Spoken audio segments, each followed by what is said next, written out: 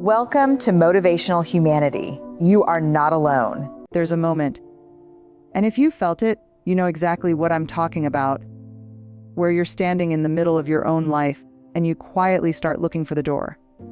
Not because you want to leave, not because you're ungrateful, but because something deep inside you, something that's been whispering for years, finally gets loud enough that you can't pretend you didn't hear it.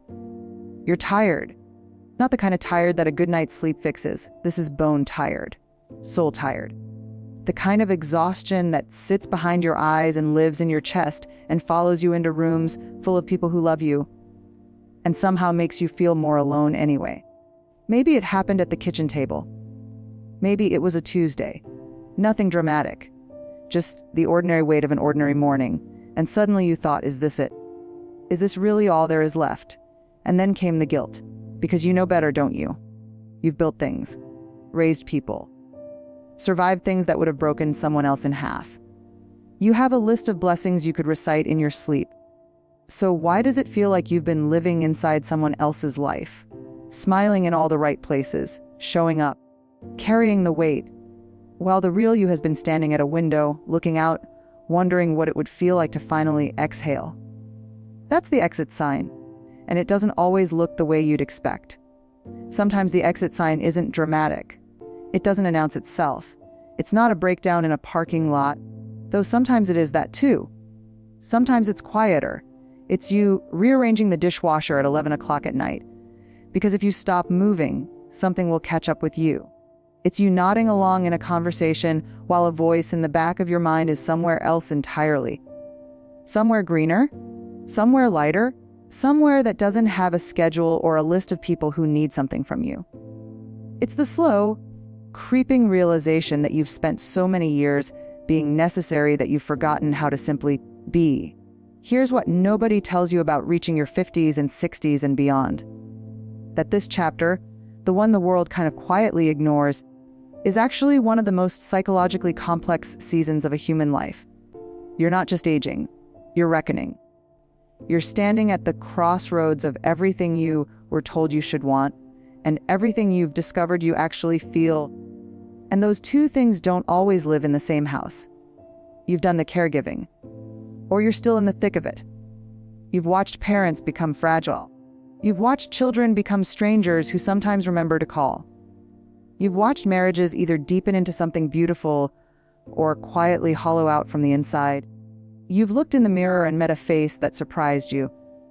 Not because it's old, but because it carries so much story, and so few people ever actually ask about it. And maybe the hardest part, the part that stings in that particular way that only the truth can sting, is this: somewhere along the way, you got really, really good at making sure everyone else was okay. And that skill, that beautiful, generous, self-sacrificing skill, cost you something. It cost you the habit of checking in with yourself. It cost you the language to describe your own need. It cost you permission to want something just for you. So you started looking for exit signs, not from life itself. Please hear me on that. But from the version of life that no longer fits. From the roles that have calcified into identity. From the relationships that drain without ever filling back up. From the silence that got too comfortable and the noise that got too exhausting. From the woman you performed for decades because she was safe and she was expected and she was good. But she wasn't always whole. That's where we begin. Not at the end of something, at the threshold. Because that exit sign you keep seeing, it's not a warning. It's not a symptom of something broken in you. It's actually the most alive part of you, refusing to be ignored any longer.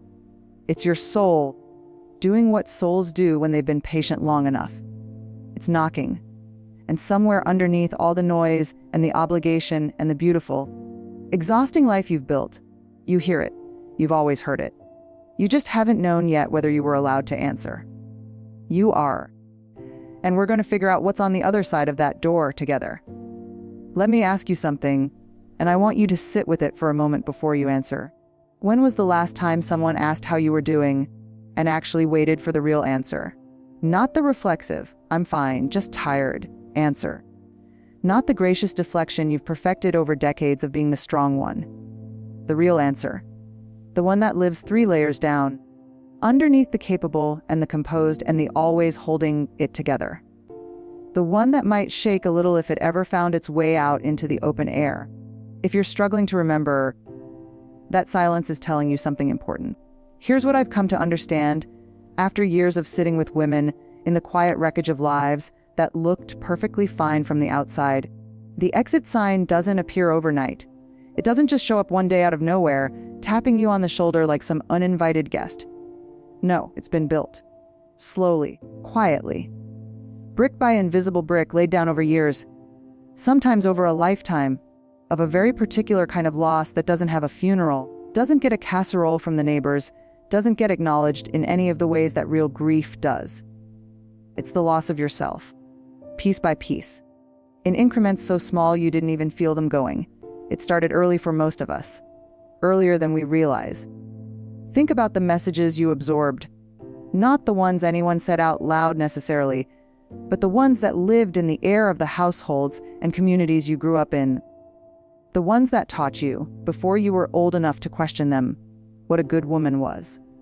What she did, what she didn't ask for, how much space she was allowed to take up, how loudly she was permitted to want things. Be helpful. Be pleasant. Don't be difficult. Don't be too much. Make sure everyone at the table is fed before you sit down. Make sure everyone in the room is comfortable before you consider your own comfort. Make sure everyone else's needs are visible and tended to, and yours, well, yours can wait. Yours can always wait, and you learned that lesson beautifully. God, did you learn it? You became extraordinary at it. You became the woman people counted on, the one they called in a crisis, the one who knew what to do and did it without being asked. You became indispensable. And for a long time, maybe that felt like love. Maybe that felt like purpose. Maybe being needed was the closest thing to being seen that you knew how to accept. But here's the wound underneath the wound. The thing we don't say out loud enough, indispensable, is not the same as cherished.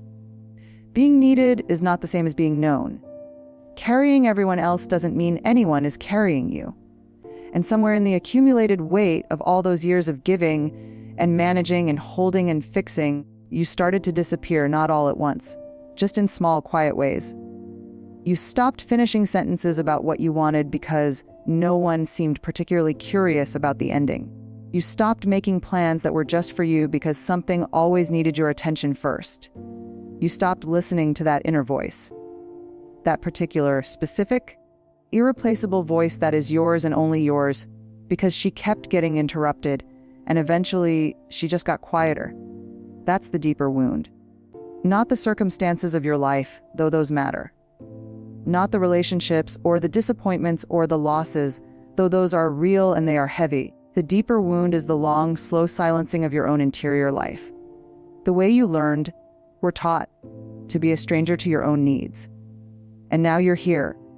Maybe 50-something. Maybe 60-something. Maybe looking at 70 and feeling a complicated mixture of things that nobody's greeting cards ever quite capture. And the life you've built, it may be full, it may even be beautiful in many ways, but something in you knows. Something in you has always known.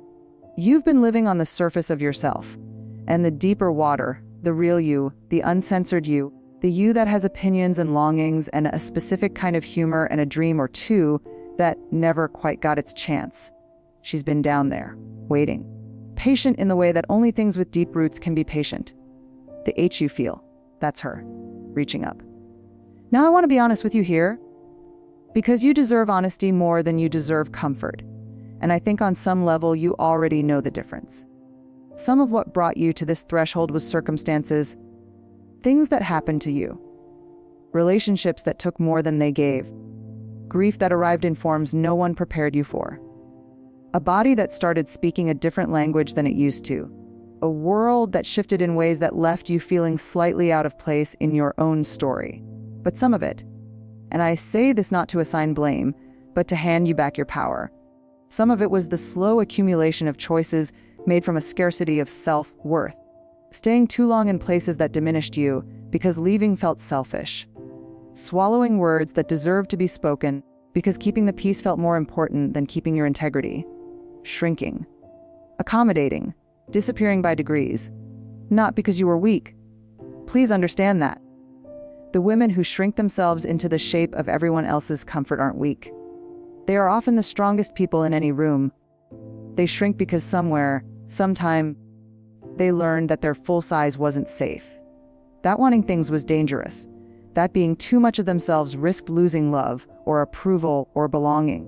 And belonging, that's a need so ancient and so primal that we'll pay almost anything to keep it, even ourselves.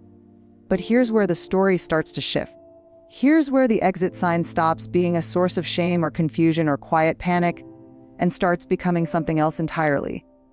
It starts becoming a compass. Because the fact that you can feel this, the restlessness, the longing, the low hum of something has to change, means that something in you is still vital, still awake, still refusing. And that refusal, that is not your problem. That is your power. The wound is real. The years are real. The losses of time, of self, of paths not taken are real, and they deserve to be grieved. Truly grieved, not bypassed with gratitude and positive thinking and the spiritual bypassing we're so often handed as women of a certain generation. But the wound is also a door, and the door is already open. There's a particular kind of mourning that some women describe. And when they do, there's always this pause before the words come, like they're reaching for something they've never quite had language for before. It's not a dramatic mourning. Nothing extraordinary happened. Nobody called with news. The sun came up the way it always does. But something was different. Something had shifted in the night. The way furniture sometimes looks different in a room you've always known. And you can't identify exactly what moved, but you feel it. And for the first time in a long time, maybe in years, you woke up and your very first thought wasn't about someone else. It was about you, what you needed, what you wanted the day to feel like, what you were hungry for, not in the kitchen sense, but in the soul sense. That particular, almost forgotten hunger that belongs to no one else. And instead of immediately pushing it aside the way you've trained yourself to do, instead of cataloging everyone else's needs before your own feet hit the floor, you let yourself feel it for a moment. Just a moment.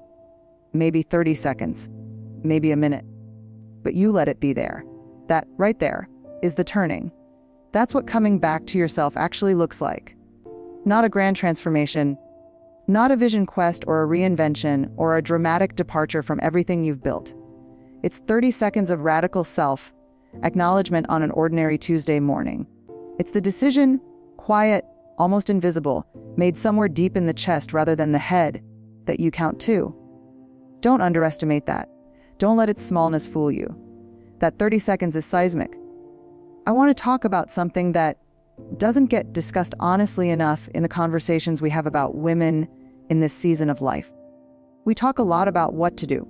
The next chapter, the bucket list, the reinvention, the purpose-driven second half. And those things matter, they genuinely do. But we skip over the harder, quieter, more necessary work that has to happen before any of that becomes real. The work of grieving what was. Because here's the thing about coming back to yourself. It requires acknowledging, fully and without flinching, what you left behind along the way. The dreams you set down because the timing was never right.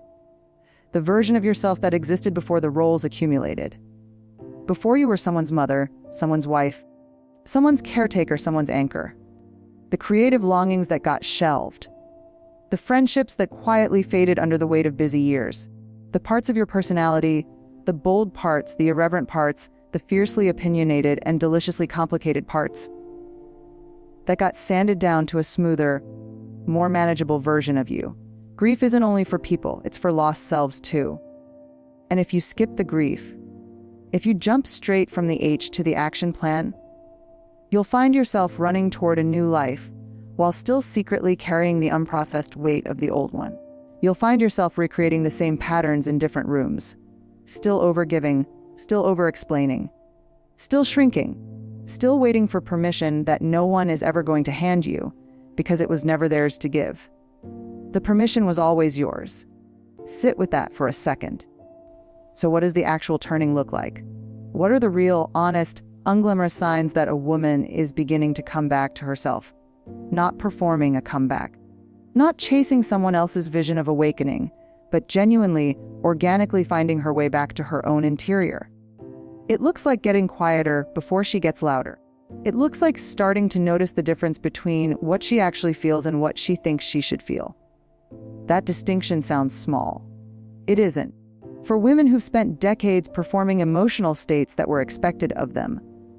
The cheerfulness, the patience, the uncomplicated gratitude, learning to recognize your own authentic emotional weather is genuinely revolutionary.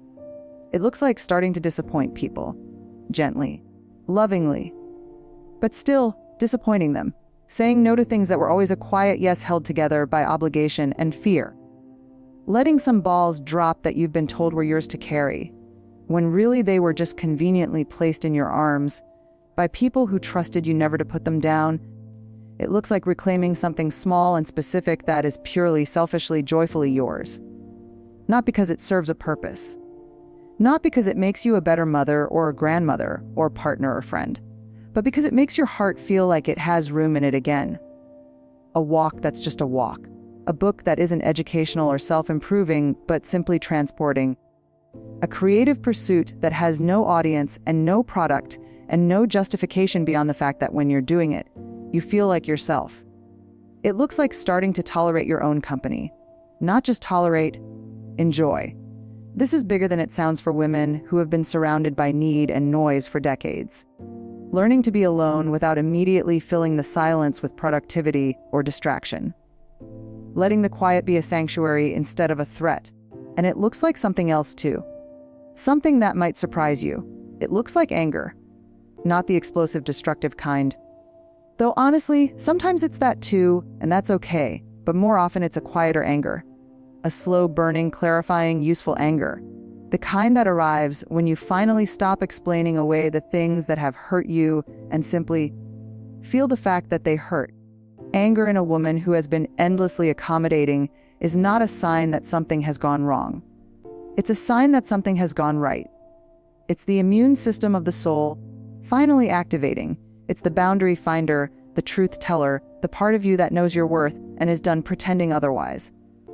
Let yourself be a little angry. You've earned it. Just don't let it become your permanent address. Use it as fuel. Here's what I know about women in this season who do the work, who actually turn toward themselves instead of away, who sit in the grief and the anger and the confusion and the gorgeous, terrifying freedom of starting to want things again. They don't become different people. That's not what happens. They don't shed their history or their relationships or the lives they've built. They don't run away, though sometimes the exit sign points toward a real and necessary leaving of certain things. What they do is deeper and more lasting than any external change. They become more themselves. They come back to the version of themselves that existed before the world got its hands on them and started editing. They find her, maybe a little older, maybe a little worn, but absolutely intact, absolutely alive, waiting patiently in the sanctuary of their own interior. And they say, "Finally, after all this time I see you. I'm sorry it took so long, I'm here now." And that reunion, that quiet, private, enormously significant reunion between a woman and her own soul, that changes everything. I want to tell you about a woman I know. She's not famous. She didn't write a memoir or start a movement or appear on a stage somewhere to tell her story to thousands of people. She's ordinary in all the ways that matter. She has a kitchen that needs cleaning and a body that aches in the mornings and a complicated relationship with at least one person she loves deeply and doesn't always understand. She has regrets. She has unfinished business with her own past. She has days where the old weight comes back and sits on her chest like it never left. But she also has something she didn't have 5 years ago. She has herself. Not a perfected version. Not a healed and whole and radiantly transformed version that belongs on a wellness magazine cover. Just herself. Honest and imperfect and present. A woman who has learned, slowly, imperfectly, with significant backsliding, to treat her own inner life with the same tenderness she spent decades lavishing on everyone else's. A woman who has learned that the exit sign she spent years half dreading, half longing for, wasn't pointing toward escape. It was pointing toward arrival. That's the thing nobody tells you when you're standing at the threshold, looking at that sign with a heart full of guilt and longing and confusion. You think it means you're leaving. You think wanting out means something is wrong with you. with your gratitude, with your love, with your character. You've been taught in 1,000 subtle and not so subtle ways that a good woman stays present, stays patient, stays contained within the boundaries of what's expected and what's needed and what keeps everything running smoothly. But the exit sign was never asking you to abandon your life. It was asking you to stop abandoning yourself inside it. There is a difference, a profound, life-altering, soul-saving difference between leaving your life and expanding it, between running away from who you've been and gently, deliberately walking toward who you still have time to become. And time, let's talk about time for a moment, because I know it sits heavy in the minds of women in this season, this beautiful and complicated season that the world tends to treat as an ending when it is anything but. You are not running out of time. I know that's not what the culture tells you. I know the messages you absorb daily about visibility and relevance and the particular cruelty of watching the world seem to turn its attention toward younger faces, younger voices, younger versions of everything you once were. I know how that lands. I know the specific sting of feeling like the story is wrapping up when you still have so much you haven't said. But here is the quiet truth that the noise tends to drown out. The women who do the deepest, most luminous, most meaningful living of their entire lives, they often do it here, in this chapter. The one that starts when the performance ends. The one that begins when there's finally nothing left to prove and no one left to perform for, and the only question that remains is the most important one you've ever been asked. Who are you when it's just you? That question used to feel terrifying, didn't it? Maybe it still does a little. That's okay. Terror and readiness often arrive together. They're not opposites, they're travel companions. And the fact that you're still here, still listening, still willing to sit inside this conversation rather than click away to something easier and more comfortable, that tells me everything about your readiness. You are more ready than you know. So let's talk about what actually waits on the other side of that door. Not in abstract, inspirational terms. I promised you a real conversation, and I intend to keep that promise, concretely, honestly. What does life look and feel like for a woman who has walked through her own exit sign and discovered it was a doorway all along? It feels quieter. Not empty, quieter. There's a distinction there that matters enormously. The noise that falls away isn't joy or connection or love. It's the static. The low-level hum of constant self-monitoring, of perpetual performance, of the exhausting internal narrator who spent decades evaluating your every move through the eyes of everyone else in the room. When she finally goes quiet, and she does go quiet with time and practice and patience, what you're left with isn't loneliness, it's spaciousness. Room to think your own thoughts to their actual conclusions. Room to feel what you feel without immediately managing it into something more presentable. Room to sit in your own company and discover, maybe for the first time, that your own company is genuinely, surprisingly good. It feels more honest. The relationships that remain, and not all of them will remain, and that is a grief worth acknowledging, but the ones that do, they become something different, something realer. Because when you stop performing yourself, you stop attracting and maintaining relationships that only work with a performer. The connections that survive your becoming more authentically yourself are the ones built on something solid. And those connections, fewer maybe, but truer, they nourish in a way that the wide, shallow social landscape of your busier years simply couldn't. It feels embodied. This one surprises women sometimes. Coming back to yourself isn't only a psychological or spiritual experience. It lives in the body too. There's a particular kind of chronic tension that lives in women who have been suppressing their own needs and feelings for years. It lives in the jaw and the shoulders and the belly. And as the suppression eases, as the long habit of self-abandonment slowly loosens its grip, the body notices. It breathes differently. It moves differently. It stops bracing for impact quite so constantly. You've been holding your breath for a long time, haven't you? You can exhale now. And here is perhaps the most unexpected thing that waits on the other side of the door. The thing that women who've walked through it almost universally describe with a kind of wondering, almost disbelieving softness in their voices. Delight, not happiness. Happiness is whether it comes and goes, not contentment. Contentment can be another word for numbness if we're not careful. But delight, Specific, surprising, almost childlike delight. The sudden aliveness that comes from a piece of music that breaks you open unexpectedly. From a conversation that goes somewhere real. From a creative act, words on a page, hands in soil, color on canvas. That reminds you that you are not just a function, not just a role, not just a collection of responsibilities and history. You are a person, with an inner life that is rich and strange and worth excavating. With a perspective that took some years to develop, and is therefore more layered and nuanced and interesting than anything you could have offered at 30. With a voice, your real voice, the one that knows things, the one that has lived, that the world genuinely needs to hear. That voice. Don't let it go quiet now. Here's where I want to leave you. Not with a list of things to do, because you've spent enough of your life working through lists. Not with a framework or a system or a set of steps, because you are not a problem to be solved. You are a woman standing at a threshold. And the only thing you need, the only thing that has ever actually mattered in these moments, is the willingness to take one step forward. Not a perfect step, not a certain step, not a step taken after you've figured everything out and processed all the grief and answered all the questions and gotten everyone's approval.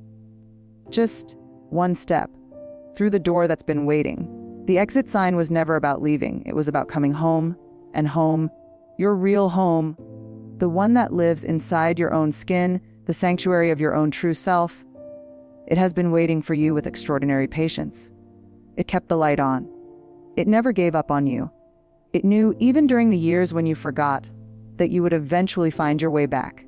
You're finding your way back right now. In this moment, by the simple, radical, quietly revolutionary act of listening to this, yes, but more importantly, to that voice inside you that has been trying to get your attention for years. She has something important to say. It's time to let her speak.